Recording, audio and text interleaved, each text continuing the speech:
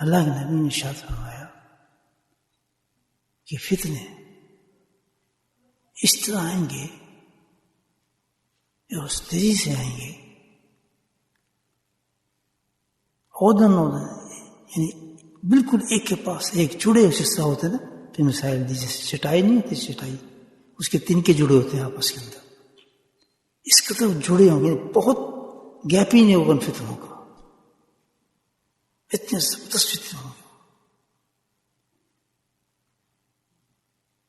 آگے شاعت فرماتے ہیں کہ فتنے جو ہوں گے اس تیزی سے آئیں گے اور گریں گے انسان کے دل پر، دل ریسیو کرے گا اس کو، قلوب انسان جو فرماتے ہیں اس وقت انسان کے دو طرح کے قلب ہو جائیں گے۔ سننے والی بات ہے، سننے دو دلوں میں قسم کے دو دل تقسیم ہو جائیں گے انسانوں کے، مرد اور عورتوں کے۔ ایک دل وہ ہوگا کہ وہ دل جو ان فتنوں کو ایکسپٹ نہیں کرے گا، وونٹ ایکسپٹ اٹ، قبول ہی نہیں کرے گا، وہ آنے نہیں دے گا نزدیک۔ تو اللہ کے نبی فرماتے ہیں کہ پھر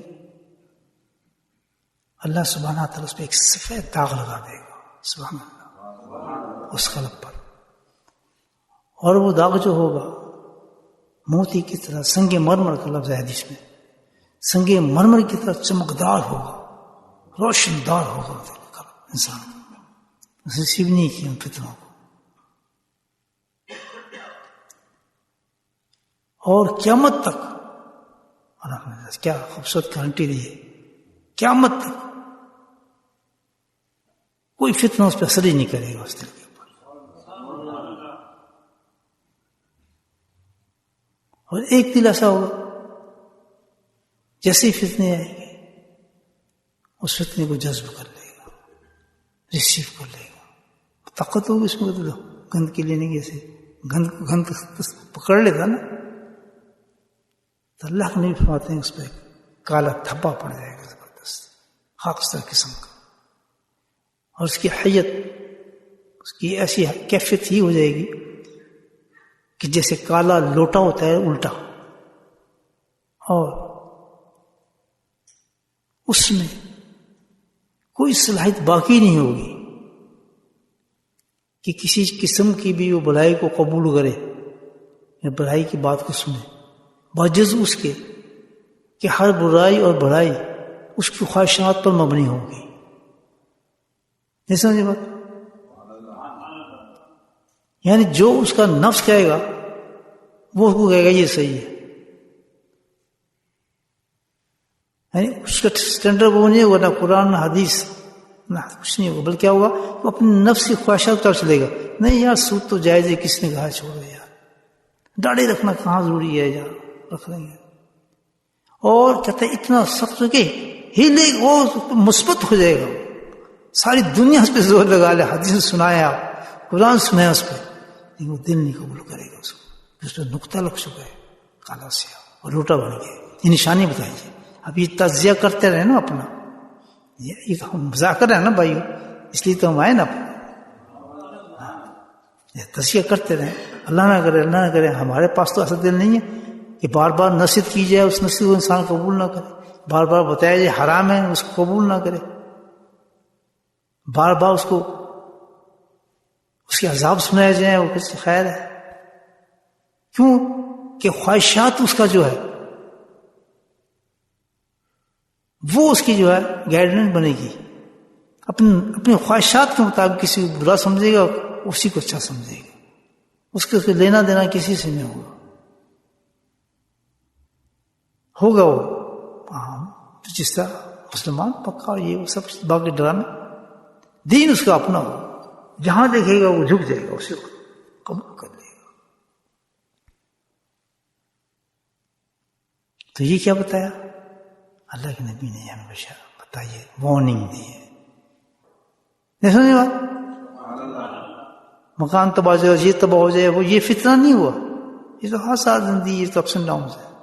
اصل فتنہ وہ ہوتا ہے جب انسان دین سے نکل جائے، دین پہ دھوکہ کھا جائے، چلتا چلتا گر جائے، ایک دم لپیٹ میں آ جائے کہ جب وہ فتنہ اترے گا. اب یہ سنیں ذرا، تو ریسیو کون کریں گے ان فتنوں کو؟ جو اللہ سے دور لے جانے فتنے ہوں گے. کون ریسیو کرے گا؟ دل آپ کا ریسیو کرے گا. اور کون سی دل اور کوئی چیز ریسیو نہیں کرے گی، وہ بھی دل ہوگا آپ کا. تو پتہ کیا چلا، میسج کیا ہے کہ اگر ہم ان فتنوں سے بچنا چاہتے ہیں جو ہمارے دین کو برباد کرنے والے ہیں، جس کے اللہ تعالیٰ نے ہمیں احکام دیے ہیں، ان احکام کو ختم کرنے والے جو فتنے ہیں، ان سب کا تعلق جو ہے کس سے؟ انسانی قلوب انسانی سے ہے.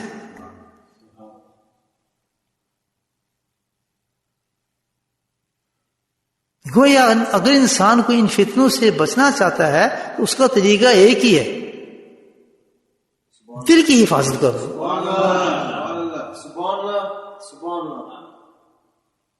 نہیں سمجھ بات؟ دل کی حفاظت کرو. اگر انسان دل کی حفاظت کرے گا تو کیا ہوگا؟ پھر وہ دل جو ہے وہ ریسیو ہی نہیں کرے گا ان فتنوں کو. الحمدللہ، جس نے دل کی حفاظت کر لی تو وہ ان فتنوں کو ریسیو نہیں کرے گا، اس فتنے کو ریسیو نہیں کرے گا. الحمدللہ، اس کے سارے ظاہر اور باطن کی جتنے بھی جز نعمتیں اللہ نے ہمیں دی ہیں، وہ ساری کی ساری صلاحیتیں اللہ کی طرف جائیں گی. وہ دنیا میں اٹکے گا بھی نہیں. کہ سیدھا راستہ کون سا ہوگا جس میں ایک چیز نمایاں ہوگی؟ سیدھے راستے کے اندر دو چیزیں ہوں گی اس میں، یاد ہے، بلکہ حقیقت میں ایک ہی چیز ہوگی.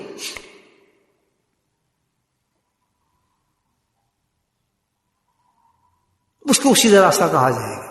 جو اس پر ہوگا سمجھو وہ دل صحیح ہے، وہ دین صحیح ہے، وہ نماز صحیح ہے، وہ عبادت صحیح ہے. یا اس راستے پر جو ہم نے مانگے اللہ سے، اہدنا الصراط المستقیم صراط الذین انعمت علیہم غیر المغضوب ولا الضالین. سیدھا راستہ وہ ہے جس میں یہ کیفیت ہوں گی کہ وہ نبی کا راستہ ہوگا، سنت کا راستہ ہوگا. نبی کے راستے کو کیا کہتے ہیں ہم؟ سنت کا راستہ ہوگا. ہے یا نہیں؟ یہاں کیسے کہہ دوں گی موسیٰ علیہ السلام کا راستہ ہوگا، عیسیٰ علیہ السلام کا راستہ ہوگا. سارے نبی ہیں ہمارے لیے. تورات بھی صحیح ہے، انجیل بھی صحیح ہے. حضرت عمر نے تورات ہی پڑھی تھی نا، تو نبی ہم چہرہ کہتا ہے سرخ ہو گیا تھا کہ کیوں پڑھ رہے تم؟ نہیں تعلیم کہ اب ضرورت کسی چیز کی نہیں. اب تو کیا ہے، جو چلے گا تو ڈنکا میرے ہی چلے گا. تو عیسیٰ علیہ السلام بھی آئیں گے تو میری پیروکار بن کر آئیں گے اور ختم ہوگا اسٹوری جتنی بھی تھی. نہیں سمجھ؟ ہم تو امتی ہیں، ہمیں زیب دیتے ہی کوئی دوسری بات. حضرت عمر کو سمجھا دیا تورات پڑھتے ہوئے، ہم تو ڈوب چکے ہیں. سننے راستہ سیدھا کون سا؟ اہدنا الصراط المستقیم. فتنہ سمجھ آ جائے. سیدھا راستہ وہ ہوگا جو کون سا ہوگا؟ انعام تھا، جس پہ انعام کیا تو نے. نبی پاک سم کا راستہ سب سے بڑا، آپ کی پیروی کا راستہ. ہر انداز جو آپ کا ہی ہوگا، ہماری معاشرت آپ کی ہوگی، چلنا پھرنا آپ جیسا ہوگا، لباس آپ جیسا ہوگا، تہذیب آپ جیسی ہوگی. یہ سن لیں آپ، یہ دین ہے ہمارا، جس کے لیے آپ 50 سے بار دعا مانگتے ہیں. یہ دعا مانگتے ہیں ہم کہ جو کچھ ہوگا وہ آپ ہی کی نقل میں ہوگا. آپ رول ماڈل ہیں ہمارے. بَعْدَکُمْ رَسُولٌ فَخُذُوهُ. جو تو آپ دے دیں گے ہم لے لیں گے آپ سے، ہم دوسری چیز قبول نہیں کریں گے. یہ کلمے کے بعد ایک مومن کہتا ہے، یاد رکھیں اس سبق کو نہیں بھولنا، بنا گیا آدمی. اسی لیے یہ بہت سبق ہے، یہ زبردست سبق ہم اس وقت ریپیٹ کر رہے ہیں. اس سبق کو کبھی زندگی میں نہ بھولنا کہ جو کچھ بھی ہم نے کرنا ہے کس کو فالو کرنا ہے؟ نبی کو فالو کرنا ہے. نبی اللہ پاک نے سنت پہ اتنا بڑا ثواب رکھا ہے کہ کسی بھی اس کا ثواب نہیں ہے. اللہ کا سنت میں نہیں ہے کہ ایک سنت پہ جو میرا ادا کرے گا، ایسے زمانے میں جب سنت میرے ختم ہو رہی ہوگی تو کتنا ثواب ملے گا؟ 100 شہیدوں کا. جبکہ ایک شہید کے ثواب کو اللہ کہتا ہے تم نہیں جانتے اس کا مقام کیا ہے. تو اللہ کی نبی کی سنت کیا دے رہی ہے؟ 100 شہیدوں کا ثواب دے رہی ہے. آپ سمجھیں،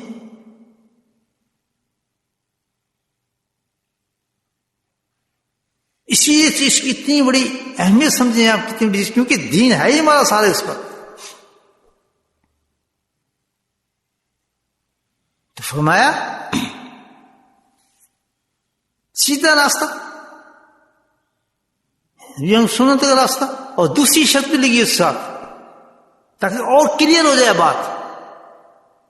سیدھا نبی کا راستہ، سنت، اور اس میں کیا ہے؟ کوئی ذرا بھی مکس نہیں ہونی چاہیے یہ چیز. سبحان اللہ. غیر مغضوب ولا الضالین ہے یہ نہیں ایسے. یہ دین ہمارا، جس کے لیے 50 سے زیادہ ہم نماز کی حالت میں اللہ سے سجدوں میں دعائیں مانگتے ہیں، رو رو کے دعائیں مانگتے ہیں، تو کرتے کیا ہیں؟ کہتے ہیں اس میں مماثلت کسی کی نہیں ہونی چاہیے، کسی سے ملنا نہیں چاہیے، تشبیہ نہیں چاہیے. من تشبہ قوم فہو منہم. اگر اس میں تم نے اتنی سی ملاوٹ کی تو میں تم کو اسی طرح دھکیل دوں گا. مجھے نہ تمہاری نمازوں کی پتہ ہوگی، نہ تمہاری باتوں کی پتہ ہوگی، نہ سجدوں کی پتہ، مجھے کوئی تعلق نہیں. میرا تعلق ایک اسٹینڈرڈ ہے کہ اگر تو نبی کے قدم بہ قدم چل رہا ہے، اور اس میں دوسری شرط کہ اس میں ملاوٹ بالکل نہیں ہے. بات سمجھ آ رہی؟ ملاوٹ ہی میں دیکھنا چاہتا. کس کی؟ ضالین مقتول. ان کے تو ملاوٹ نظر نہیں ہے میرے اس دین کے اندر. تو یہ کیا ہوگا؟ دو چیزیں ہوں گی، خالص نبی کی سنت کے مطابق، اس میں کوئی ملاوٹ نہ ہو، وہ ہے دین ہمارا. اہدنا الصراط المستقیم. یہ سمجھ بات؟ اب یہ پریکٹس ہم نے کرنا ہے. جی کہاں کریں؟ پاکستان نہیں، جہاں مومن تو مرے گا. مومن مرنا چاہتا ہے تو ایسے ہی مرے گا، ورنہ مومن نہیں مر سکتا. بڑی ایک قرآن کی آیت اس میں پورا مجھے یاد نہیں آ رہی، جس میں اللہ نے صاف طور پہ کہا ہے وہ لوگ جو ان کے ساتھ چلتے ہیں غداوا، ان جو دو چیزیں بتائیں ان کے ساتھ چلنے والوں کے بارے میں اللہ تعالیٰ نے فرمایا یہ جھوٹے ہیں، یہ مسلمان نہیں ہیں، یہ منافق ہیں. پوری آیت مجھے اس وقت ذہن میں نہیں آ رہی، یہ بالکل میں آپ کو بتا رہا ہوں. بدترین شدید سزا ان کے لیے جہنم میں آگ میں ان کو پھینک دیا جائے گا.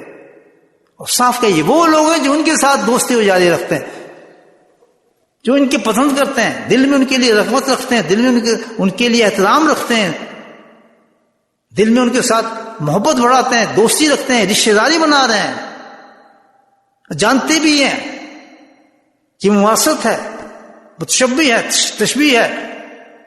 سن لے بات ہے، اتنی سخت وعید ہے اللہ تعالیٰ نے دی اس کو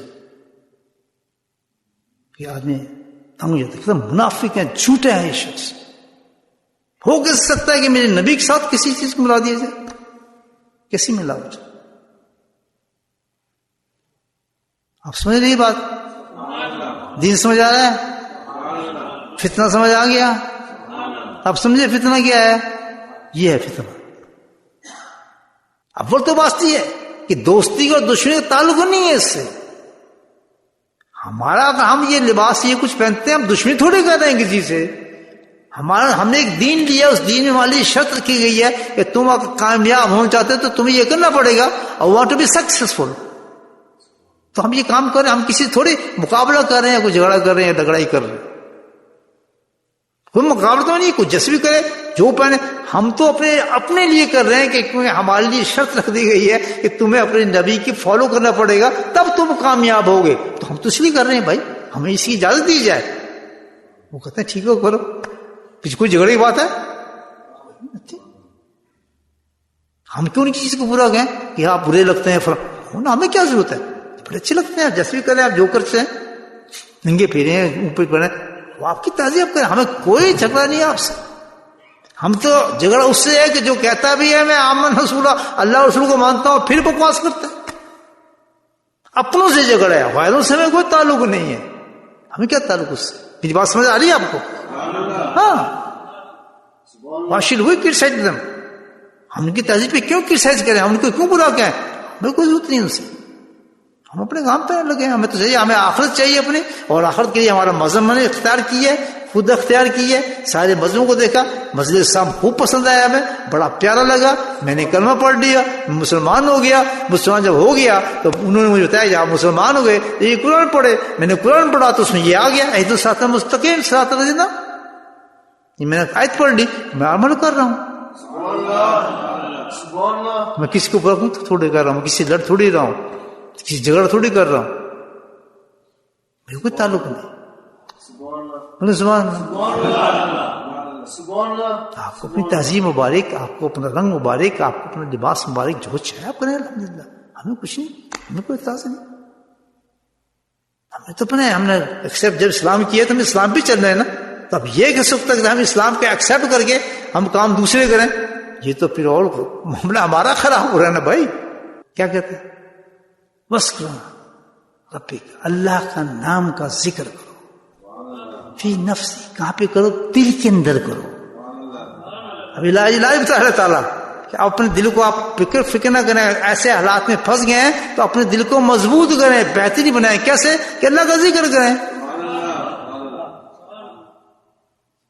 اگر یہ کمزوری آ گئی ہے, جیسے آج تجزیہ کی ہے اور اپنے آپ میں کہیں کہیں کمزوریاں دیکھ رہے ہیں, دل ہمارا کمزور ہے, ایکسیپٹ نہیں کر رہا اور ان چیزوں کو اپسیٹ کر رہا ہے, تو اس کا علاج بتایا وَذْكُرْ رَبِّكَ فِي نَفْسِكَ.